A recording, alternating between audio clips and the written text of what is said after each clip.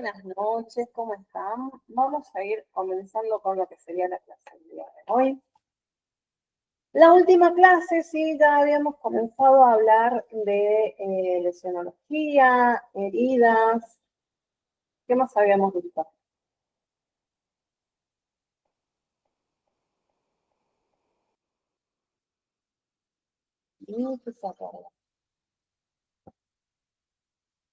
Bien, habíamos hablado de traumatismo, tipos de heridas, qué era una contusión, clasificación de las contusiones, ¿sí?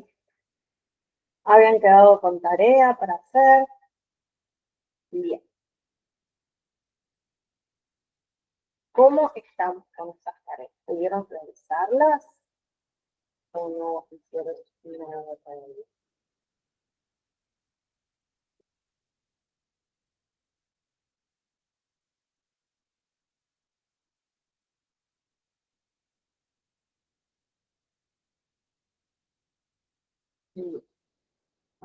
Voy a compartirles un Power, ¿sí?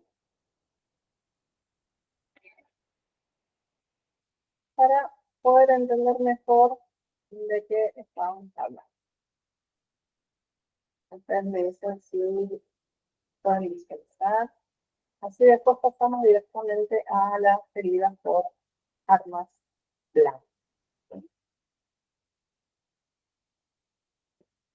Les voy a pedir, por favor, si me escuchan. Necesito ya la clase. Bien. ¿Pueden visualizar ahí?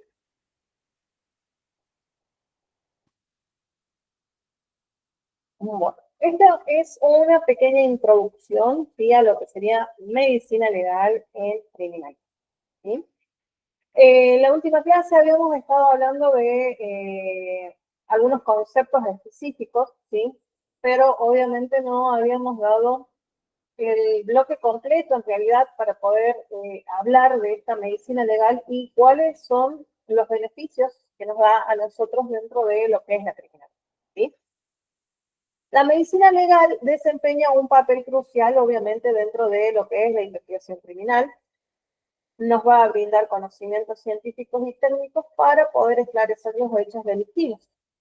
Esta disciplina, ¿sí?, se encarga de analizar evidencias físicas, identificar víctimas y determinar las causas de la muerte, entre otros aspectos claves para la resolución de los casos, ¿sí? Nosotros recordemos que dentro de lo que es la criminalística, dentro de uno de los conceptos de la criminalística, hablamos de que es una ciencia multidisciplinaria. ¿Por qué? Porque se apoyaba sobre otras ciencias para poder realizar un buen trabajo, ¿sí?, y así poder determinar quién cometió el delito que nosotros estamos investigando.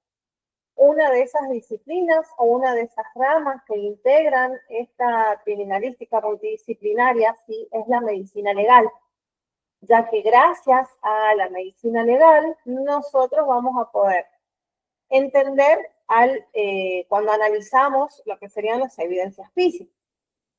Vamos a poder también, en base a la medicina legal, poder identificar a personas, ¿sí?, y poder tratar de entender el porqué de esas heridas o el qué lo llevó a la muerte en el caso de que contemos con un cadáver dentro de lo que es nuestra investigación, ¿sí? La importancia de la medicina legal en la investigación criminal. Yo acabo de mencionarles que es esencial, ¿sí?, en la resolución de los casos criminales, en donde, ¿qué es lo que hace? Aporta conocimientos científicos y técnicos claves.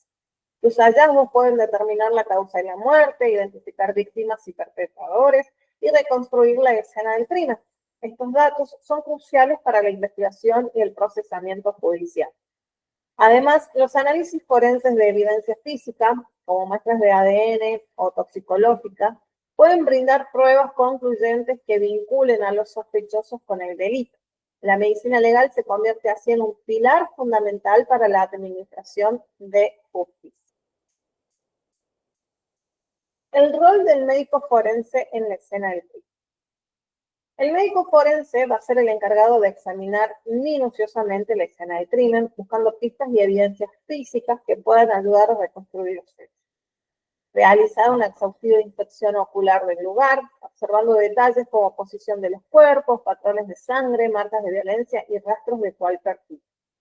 Recolecta y preserva adecuadamente todas las muestras biológicas, químicas o de otro tipo que puedan ser relevantes para el análisis posterior en el laboratorio forense.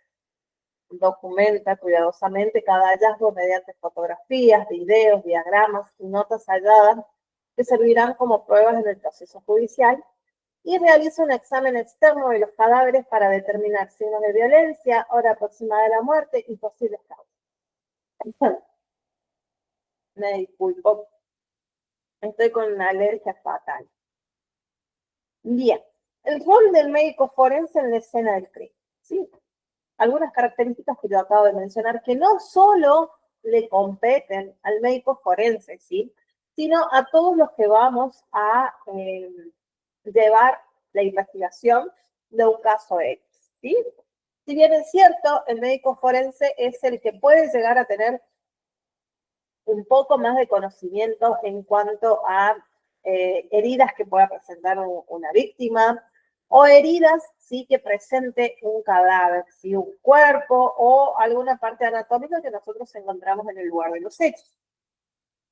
Posiblemente este médico forense pueda orientarnos un poco más en determinar si quizás algunos rasgos de violencia, como algunos golpes o algunos cortes que pueda llegar a tener ese cuerpo, se hicieron previo a la muerte o post-mortem, ¿sí? Son cosas que la mayoría de las veces las ponen o las tienen más clara o conocen más, ¿sí?, los médicos forenses. Pero ¿qué es lo que pasa ahora?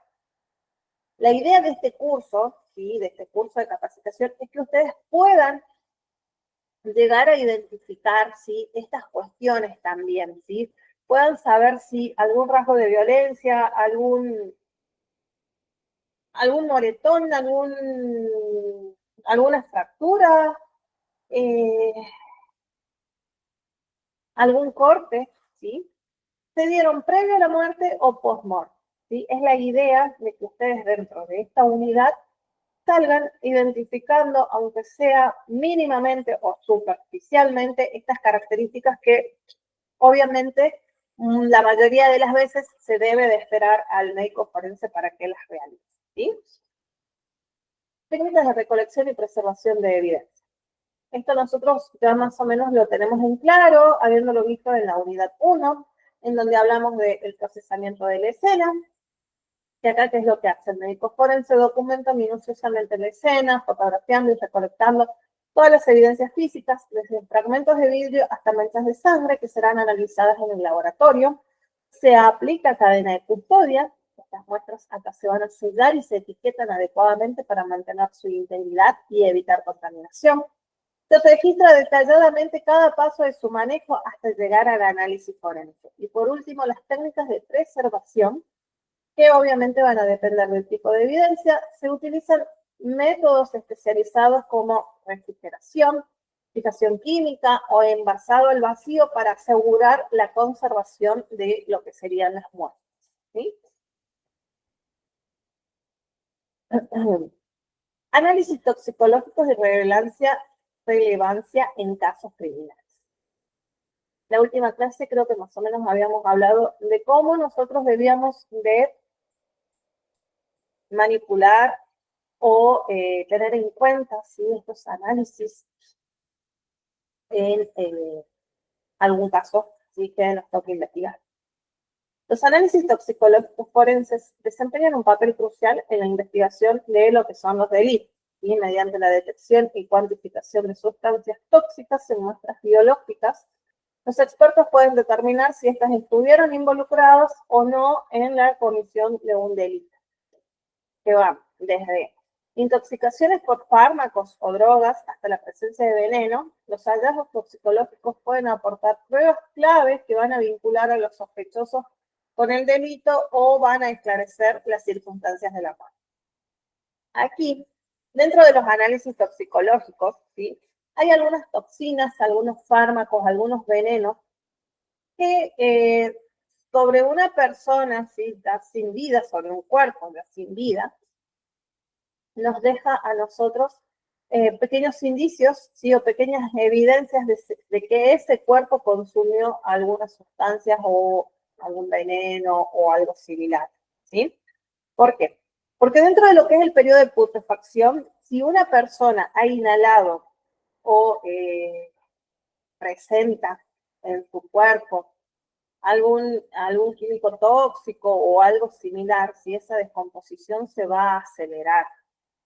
Aparte, como les decía, hay drogas y hay venenos, ¿sí? Que nos muestran a nosotros a simple vista que existe esa sustancia en el cuerpo, ¿sí? Algunas pueden presentar características en lo que serían los ojos de la víctima, los vasos sanguíneos, las venas y hasta la misma coloración de la piel, ¿sí?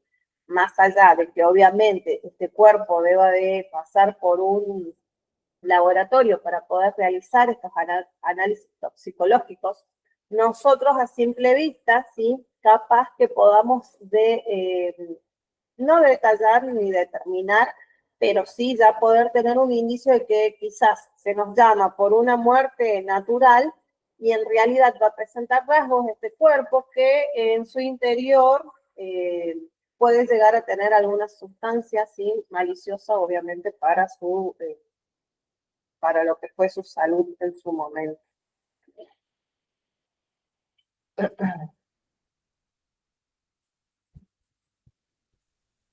Bien. Determinación de la causa y hora de la muerte, ¿sí?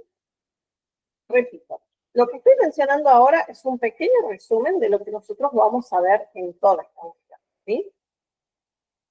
Muy bien.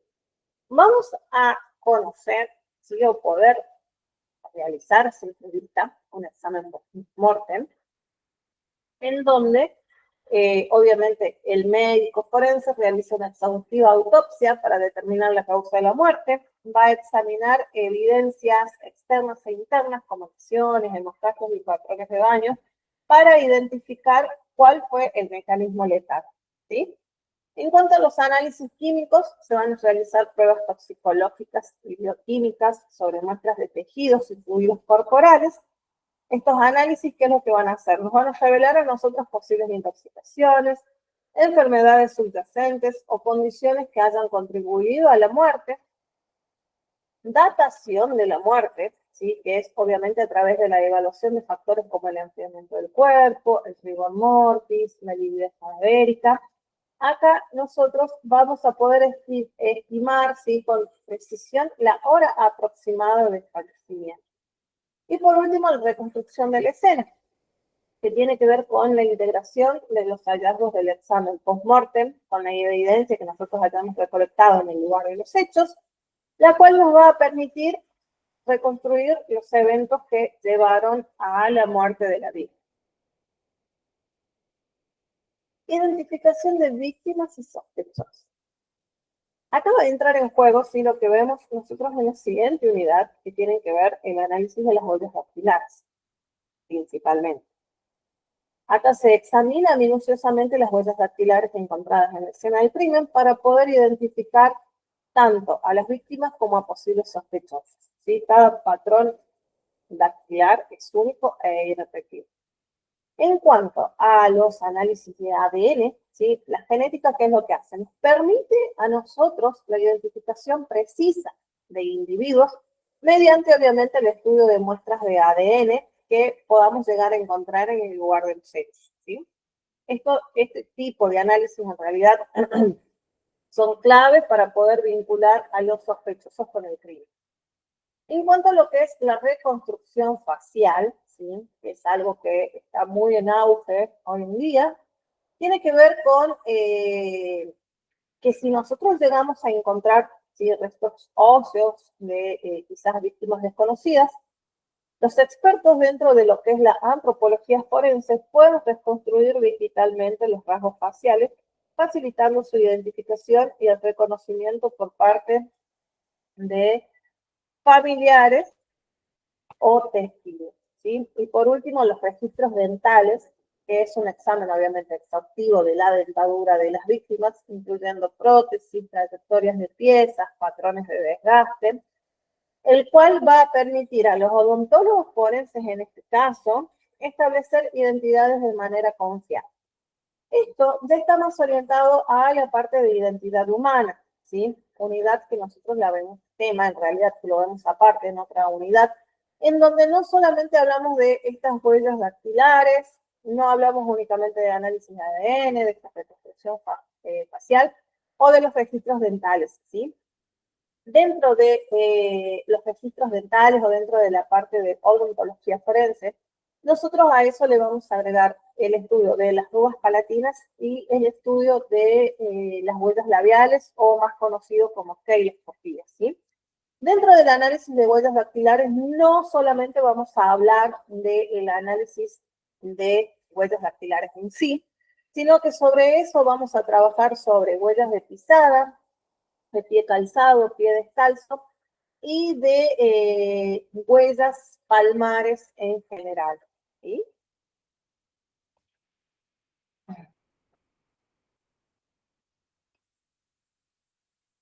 Bien. Eh,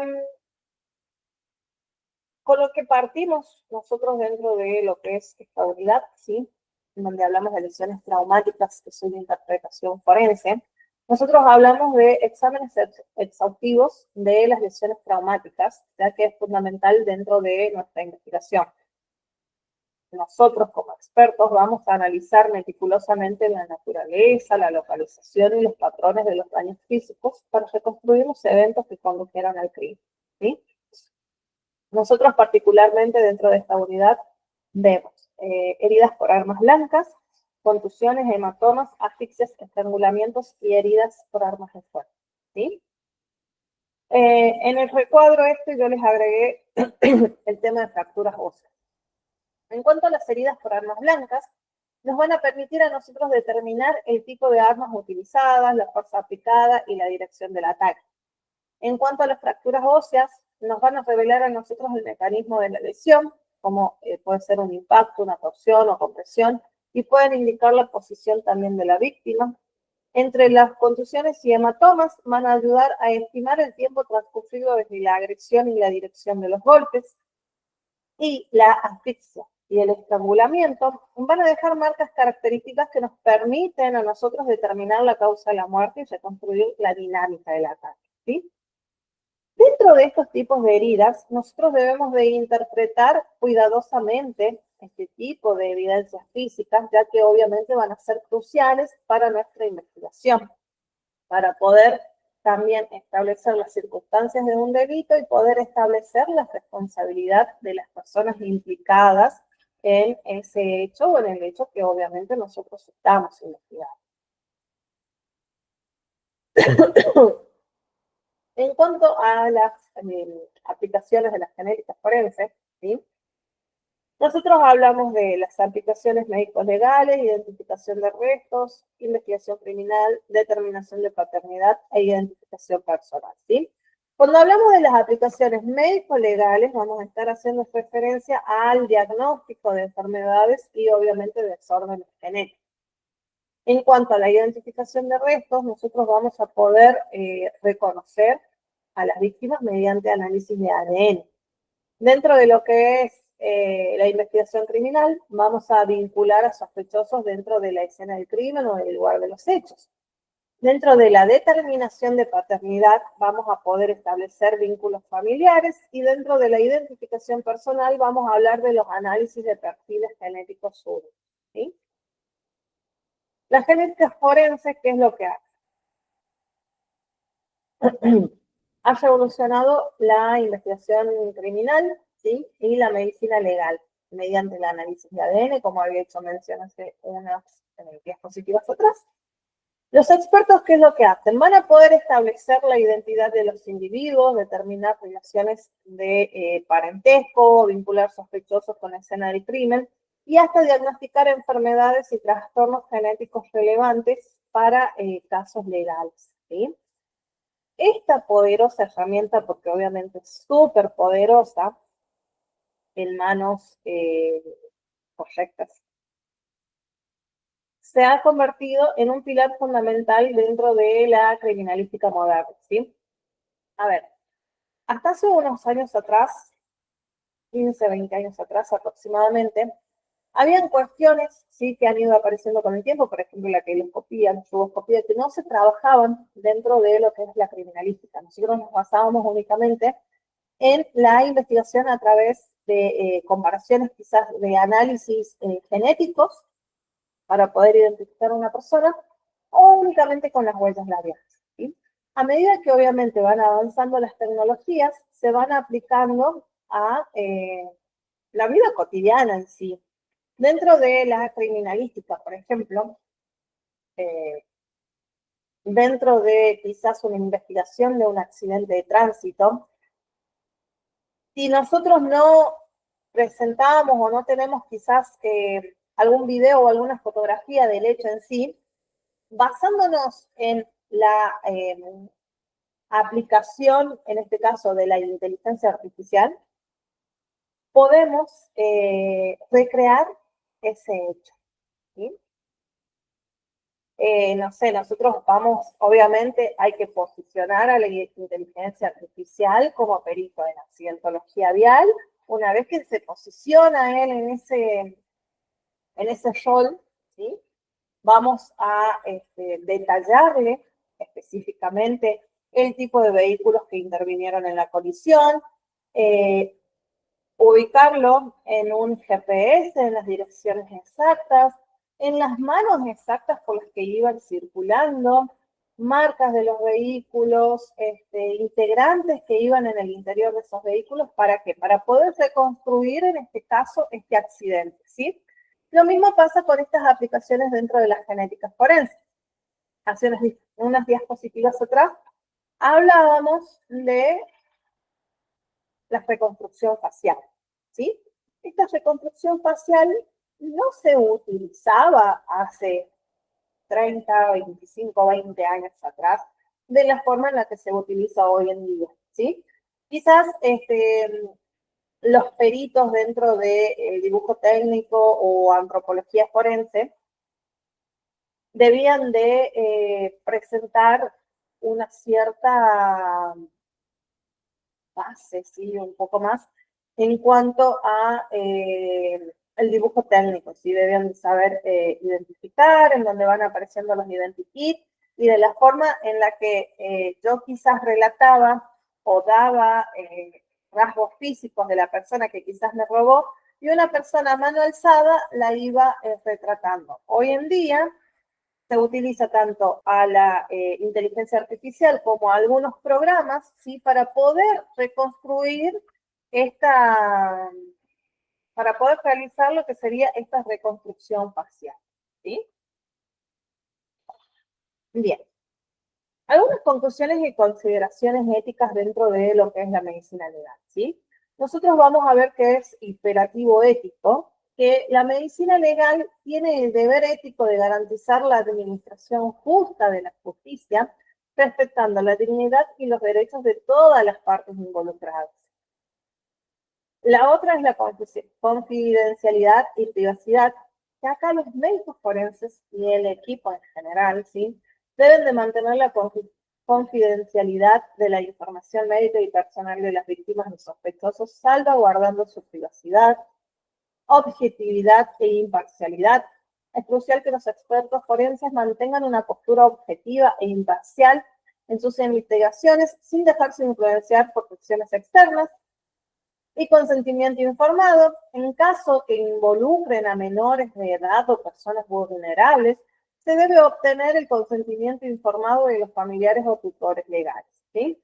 La medicina legal enfrenta importantes desafíos éticos que deben ser abordados con el mayor rigor y responsabilidad. Obviamente debemos de proteger los derechos y la dignidad de todas las partes involucradas, ya que obviamente es fundamental para que nosotros podamos garantizar la justicia y la credibilidad dentro de lo que sería la investigación forense. Bien, eso en cuanto a esta gran unidad que vamos a ver, porque es una unidad bastante larga, bastante pesada, que hace referencia a la medicina legal, ¿sí? En donde, repito, vamos a ver las heridas por armas blancas, heridas por fuego, eh, fenómenos cadavéricos también vamos a ver, ¿sí? Cómo va evolucionando un cuerpo y cómo nosotros nos podemos dar cuenta del tiempo que lleva ya de fallecido, ¿sí? El día de hoy vamos a continuar entonces con lo que serían las heridas por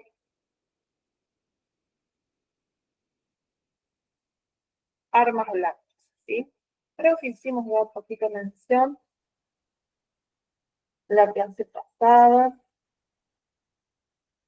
en cuanto a estas heridas.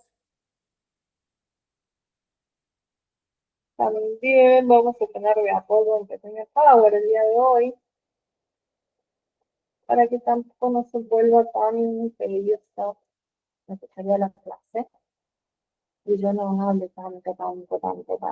Porque aunque no aparezca, no me gusta hablar tanto. A ver, un domingo se lo fue.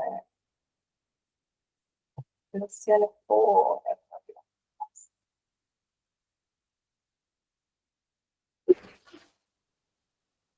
Me vas diciendo si quieres empezar.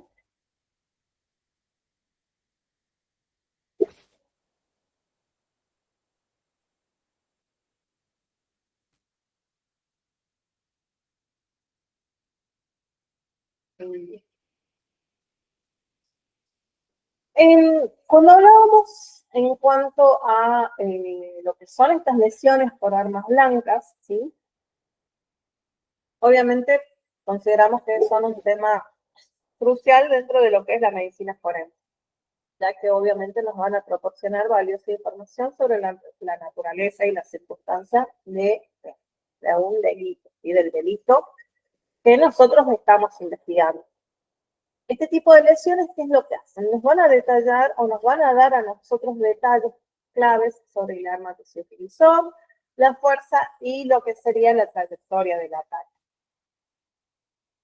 Dentro de la clasificación de las armas blancas, ¿sí? Particularmente, podemos reconocer tres, que son las blancas cortantes, blancas punzantes y blancas contundentes. Dentro de las blancas cortantes, ¿cuáles son más o menos las que habíamos visto, las que habíamos estado hablando? Hablábamos de cuchillos, navajas, hojas de afeitar, que obviamente causan heridas lineales con bordes netos, ¿sí? En cuanto a lo que son las blancas punzantes, ¿cuáles son las características que presentan este tipo de armas? Aparte de tener un filo, ¿sí? Presentan también una punta, que pueden ser dagas, puñales, agujas, que van a producir heridas con una forma de punta y van a ser más extendidas en profundidad que en, ¿qué? Que en superficie, ¿sí? Y en cuanto a las blancas contundentes, ¿sí? Acá están asociados todos los tipos de elementos, ¿sí? Que al momento del ataque ya pasan a ser armas, como pueden ser palos, vallas, bastones, que obviamente van a provocar lesiones contusas con bordes irregulares.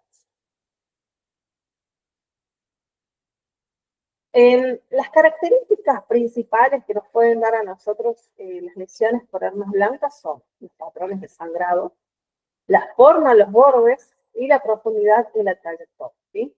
En cuanto a los patrones de sangrado, tienen que ver obviamente con la morfología de la herida y la dirección del sangrado, que van a ir aportándonos a nosotros pistas sobre el tipo de arma y la fuerza con la que se ejecutó lo que sería el ataque, ¿sí?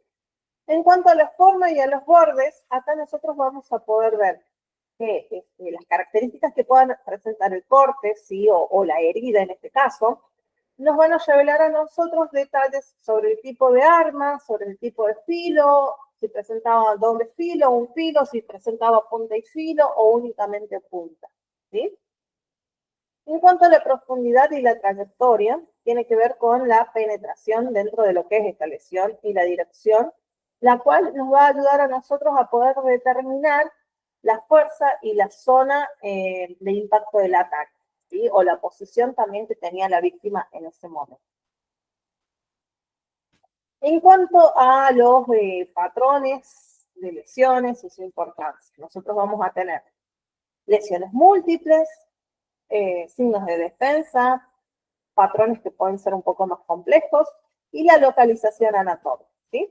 En cuanto a las lesiones múltiples, nosotros podemos ver, podemos estar en realidad en presencia de múltiples heridas que obviamente pueden sugerirnos a nosotros para poder generar nuestras hipótesis de qué es lo que sucedió sobre ese lugar de los hechos, que haya sido un ataque reiterado o la intervención de más de una persona, ¿sí?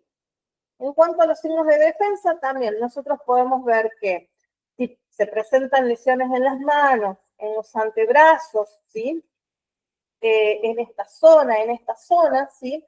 Nos pueden indicar a nosotros que la víctima, ¿qué es lo que hizo? Intentó protegerse de este ataque. En cuanto a la localización anatómica, ¿sí? Las zonas del cuerpo afectadas pueden a nosotros revelarnos información, obviamente, sobre la intención del agresor y la trayectoria del ataque. Y en cuanto a los patrones complejos, ¿sí? Este tiene que ver con una combinación de lesiones que pueden sugerirnos a nosotros técnicas de combate o estilos de ataques específicos. En cuanto a lo que son las técnicas de análisis y documentación de las lesiones, acá vuelve a aparecer lo que es la fotografía forense, que obviamente debemos de tener una captura detallada de las lesiones con cámaras de alta resolución y técnicas especializadas, medición y trazado, registro preciso de las dimensiones, formas y patrones de las heridas, análisis de evidencia, que este va a estar relacionado al examen minucioso de los restos y rastros que nos hayan dejado tanto el victimario como las armas que se hayan utilizado. Vamos a continuar después con lo que es la determinación del mecanismo de producción de las lesiones. Fíjense, acá nosotros vamos a ver, o vamos a hablar de la fuerza, el ángulo, la velocidad y el movimiento, ¿sí? En cuanto a lo que es la fuerza, tiene que ver con la intensidad del impacto que va a aplicarse a partir de la profundidad y la extensión de la herida, ¿sí? En cuanto al ángulo, nosotros vamos a poder obtener, ¿sí? Una dirección y una trayectoria de la lesión, la cual nos van a revelar a nosotros detalles sobre la posición del agresor y de la víctima. En cuanto a la determinación de la velocidad, ¿sí? Va a tener que ver con la forma y las características de los bordes de la herida, que nos van a indicar a nosotros la velocidad del ataque. Y por último, el movimiento, que son lesiones con formas irregulares que pueden sugerir movimientos de la víctima o el arma durante el ataque.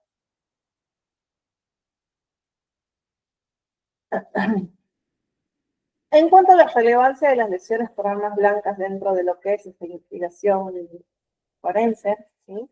Nosotros vamos a presentar tres, o vamos a hablar de tres, que tienen que ver con la identificación del arma, vamos a hablar del patrón de la herida, los restos que encontramos, que obviamente a nosotros nos pueden ayudar a determinar el tipo de arma blanca que se ha utilizado en el lugar de los hechos. En cuanto a lo que es la reconstrucción del hecho, tiene que ver con el análisis de que le hagamos a esa lesión, lo cual nos va a ayudar a nosotros a ver la dinámica, la secuencia y la circunstancia en la que se realizó el ataque.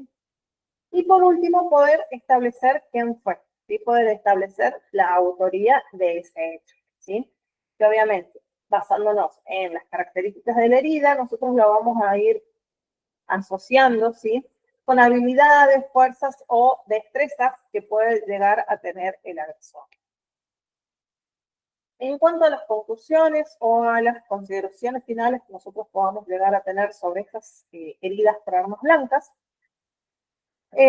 nosotros vamos a hablar de que el estudio de las lesiones por armas blancas obviamente es fundamental dentro de nuestras investigaciones y dentro de lo que es la medicina forense, ya que va a aportar valiosa evidencia para la investigación de delitos violentos sobre todo, ¿sí? El análisis detallado de estas lesiones puede revelar importantes detalles sobre el mecanismo, las circunstancias y los responsables de los hechos. Ahora bien, ¿tienen alguna duda hasta acá? No.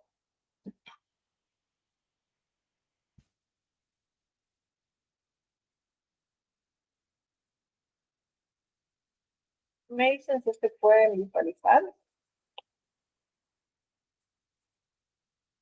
Bueno, nosotros habíamos estado hablando de armas blancas, ¿sí? Vamos a decir que llamamos arma blanca a todo elemento de diversa estructura que se caracteriza por presentar un externo dotado de una forma aguda.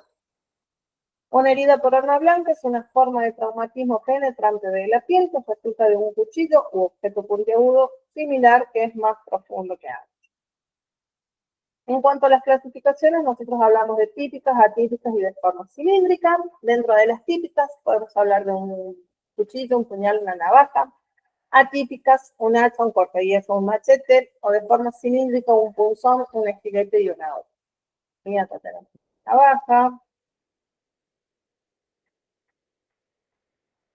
un cortahierro,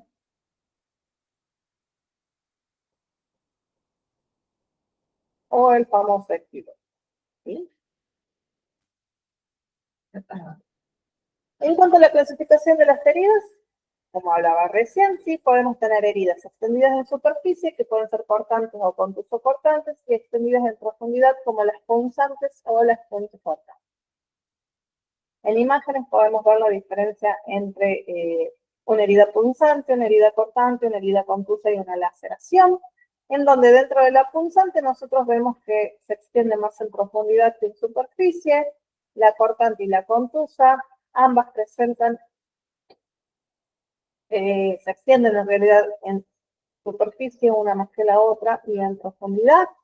Y por último la laceración, que es más extensa en superficie que en profundidad. Bien, después creo que habíamos dicho en Power, donde hablábamos de las heridas por degüello, heridas punzocortantes, como nosotros podemos ver. En este caso, esta víctima presenta heridas en los brazos, en su espalda, que nos da indicio a nosotros de que quiso protegerse de la falla, ¿sí? Y por último, una pequeña herida cortante, la forma en la que nosotros podemos visualizarla, que comienza de acá hacia acá, que se denomina escolar de azul. Podemos ver que esta herida se extiende más en superficie que en profundidad. Y este tipo de heridas, ¿qué es lo que nos provoca? ¿Cómo podemos determinar o podemos decir que es este tipo de herida? Presenta una forma de ojal, en donde podemos ver el inicio de la herida, la separación de la piel en este caso, y en donde se levantó, en este caso, el elemento con el que se produce el corte.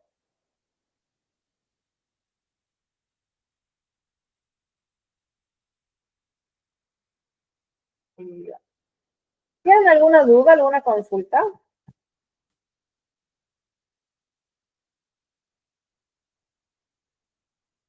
¿Se entendió? ¿Me lograron seguir?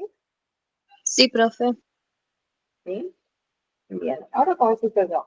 ¿Cómo les fue con el trabajo de investigación que les había solicitado? Profe, en mi caso, yo todavía no hice el primer trabajo porque estuve internada estos días, así que se me complicó un montón. No sé si se me puede extender la fecha de presentación para la otra semana, si es posible. Bien, bien, no hay problema. No hay problema. Mientras hagan los trabajos, mientras me sigan y mientras me hagan saber que me entienden, ¿sí? No, no hay problema. ¿Tienen alguna duda? ¿Lo ha hablado el día de hoy? No, profe, estuvo todo muy claro. Bien, perfecto. Entonces, las libero y las veo el próximo miércoles, ¿sí? Muchas gracias. Nos vemos, que tengan Nos una vemos. excelente Hasta luego. jornada. Chao, chao. Buenas noches. Chao.